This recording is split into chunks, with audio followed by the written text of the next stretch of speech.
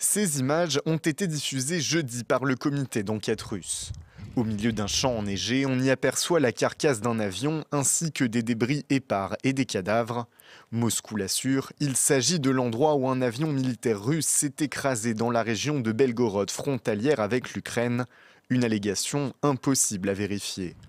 Depuis mercredi, la Russie accuse Kiev d'avoir abattu cet appareil. À son bord, 74 personnes, dont 65 prisonniers de guerre ukrainiens transportés en vue d'un échange, auraient été tués. Une accusation réitérée jeudi lors d'une réunion du Conseil de sécurité des Nations Unies consacrée à l'accident. Toutes les informations à notre disposition prouvent que nous sommes face à un crime prémédité et soigneusement préparé. Les dirigeants ukrainiens connaissaient très bien la voie aérienne pour le transport des soldats vers la zone d'échange.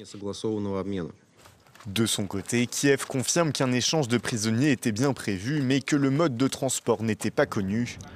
L'Ukraine dénonce le manque d'informations fiables sur les passagers de l'avion et reproche à Moscou d'avoir délibérément mis en danger les prisonniers. Si les informations indiquant que des prisonniers de guerre ukrainiens étaient à bord sont confirmées, cela serait une nouvelle violation flagrante du droit humanitaire international par la Russie, avec le premier cas d'utilisation dans les airs de boucliers humains pour couvrir le transport de missiles. L'Ukraine ne confirme pas avoir abattu l'avion et demande l'ouverture d'une enquête internationale pour éclaircir les circonstances de l'accident.